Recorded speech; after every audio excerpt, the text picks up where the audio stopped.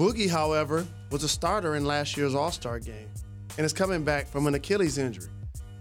Jokic isn't really fast, doesn't jump really high, so therefore it's going to be like grappling against the guy in front of you. Mm-hmm. He doesn't have to search for him. He's going to be right there. And those matchups favor DeMarcus Cousins heavily. They do. He's going to be able to reach after the ball. He's going to be able to go after blocks. And then on the other end, it's not going to be somebody that can jump up and swat a shot out of the air. It's going to be somebody that's playing the ground game the way he is. And therefore, having a level of competitiveness, he knows I'm on a one-year deal. This guy just got $100 million, and they're the number 2 seed. This is going to be my proving ground. And whether KD was in the lineup or after he got ejected, he continued to be aggressive and was a big-time factor. And one thing I want people to notice when they watch Warriors games is you can always look at Boogie. He had 28 points. He played great. He got a lot of buckets, but they use him as a screener almost every single possession. He stands at the top. He's got a big body. Steph Curry, whether he's off the ball or it's a ball screen, Steph Curry runs around him real quickly, and his defender has trouble getting past him. They do the same thing with KD. Like, he is a very, very valuable screener in a way that Andrew Bogut once was. And Bogut actually wasn't bad last night either. Like, that dude can pass.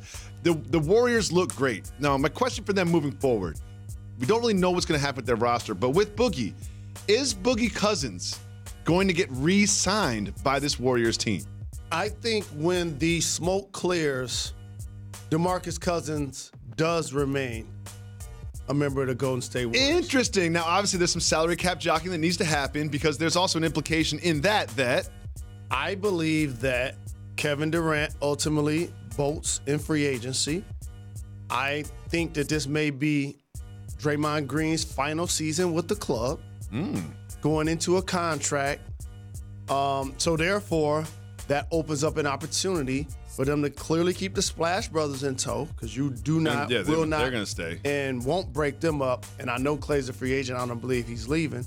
And so therefore, that's what you sell Boogie on. It's interesting because when he first came back from injury, he was working his way back and they were working with him. But as they head into the playoffs, it just really feels like Boogie's found his place on this team and especially in this offense. And he's a tough matchup. You kind of mentioned if you were a very fast center running him around, that could be problems for him. But in the West, I'd pick him over most centers. Absolutely. And also a player like Draymond Green, who I've been watching since high school. Like, he's always been a winner.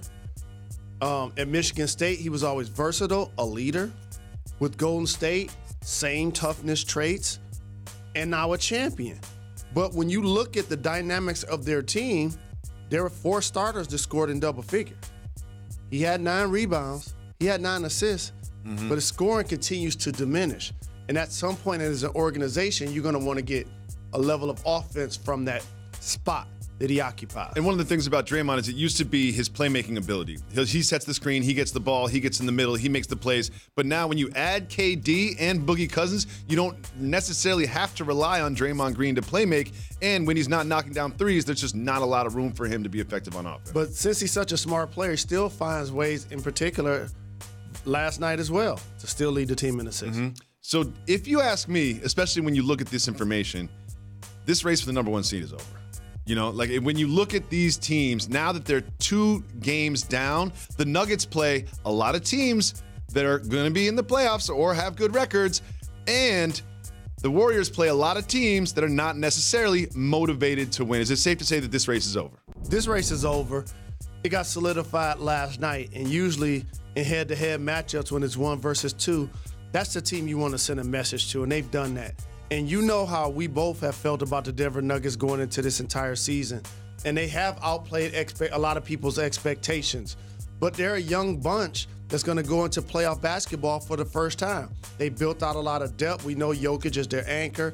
I want to still see Murray grow. I want to see Harris be more consistent. But now Barton, he's going to give him good minutes. And Beasley off the bench, and Morris, Craig, and Morris. Like, they have a team, Isaiah Thomas. So, like, they have a team that can advance in the playoffs, but they're not on the Golden State Warriors level. No. And the Warriors have something bubbling up under the surface, especially in the last couple of weeks. It's also hurt them in the past. It seems like they've just have a little ongoing feud with the referees, like every single referee. We all know what happened over the weekend. 3 of the Warriors got fined for their comments and their gestures towards the referees. And last night, It didn't end either. Kevin Durant, in a game that was necessarily not that competitive at this point, Kevin felt like he was fouled on this play. But, it wasn't crazy. Maybe he was fouled technically by the book, but he goes after the ref. The ref gives him a tech, and then because he keeps going after him, ejects him from the game. And then Kevin has some very choice words that you can read lips for that referee. Now, Jalen, could this follow them into the playoffs and hurt them? This definitely could follow them into the playoffs. And if you notice, some veterans on their team, in particular the Splash Brothers, they were walking past that incident like it wasn't happening. And let me tell you what that means in a locker room. We understand the personality of certain players is going to be what it is on the floor. And you don't want to take that away from them because that's what made them a professional. That's what made them one of the best at what they do. That's what made them productive. And in a couple of cases, this is why we become champions.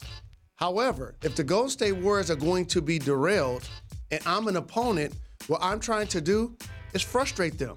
That's what you do against a player that you feel like you may be able to get out of the game or get out of the quarter or get off a couple of possessions, because that's all it takes in the playoffs.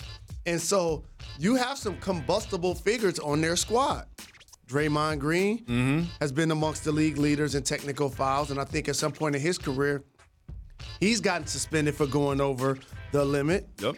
DeMarcus Cousins also falls into that category. And now enter the last year or so, Kevin Durant falls into that category. So that's 3 of your top 6 players. And so if you upset the officials to the point where all of a sudden so many judgment calls that happen in the NBA, let me tell you a couple of them. Block charge, travel, over the back, rookie call, veteran call, first